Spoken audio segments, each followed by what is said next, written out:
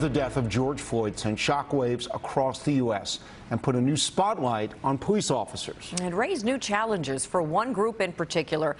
Today in New York's Tracie Strahan joins us with a closer look. Tracie. Well, Darlene and Michael, this is an incident that prompted the entire nation to take a look at policing. And some local members of law enforcement dealt with a dilemma, being black while wearing NYPD blue, sometimes still being seen as the enemy, even though George Floyd's death impacted them on a personal level. When this all went down last year, what was your first feeling? I was a bit shocked, a bit angry, because I really didn't understand how a human being could do this to another human being.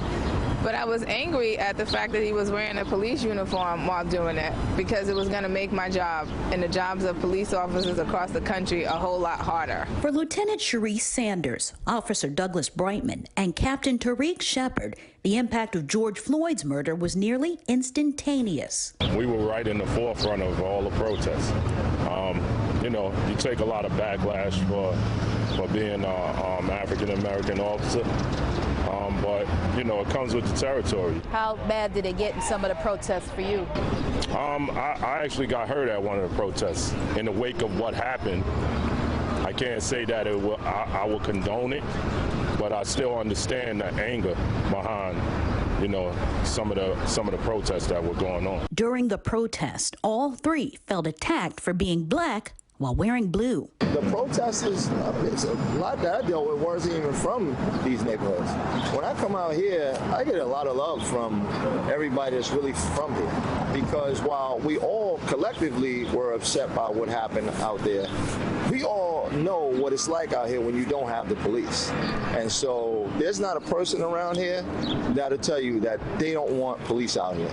As if on cue, two women in the neighborhood interrupted our interview to give the cops some advice. I think if you guys are friendlier, people will be more accepting to you guys being in the community. I say you gotta look at it all the way around. Thank God I've had good experiences. There you go. And I did have some bad ones. But what could have been a testy exchange became a case study in community policing. You made a point earlier that 100% agree with you when you said you're going to see this everywhere. So again, when you talk about the same cop that won't stop and talk to a kid, which I don't like, but also we've been to restaurants where we've been mistreated, disrespected. Yeah. We've been to go get service somewhere else, like the doctor's office, and the clerical person is rude. Yeah. We got to get rid of disrespect, rudeness, racism, period, no matter what profession you're in.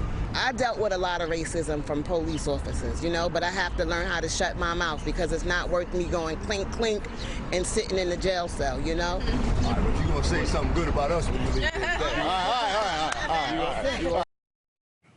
And the number of minority officers within the NYPD has actually grown over the past decade. The officers we spoke with there said they want to try to continue that with the goal of making true community policing a lot more effective. Michael and Darlene.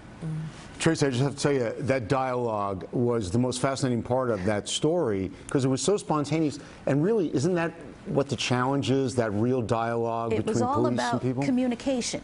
You know, they had a chance to actually confront somebody and then hear their response and respond back. Everybody laughed afterwards, and, you know, they had a better understanding of where those officers were coming from because they're from that same community. Absolutely. And that is the key. All right, Tracie, excellent story. Thanks so much.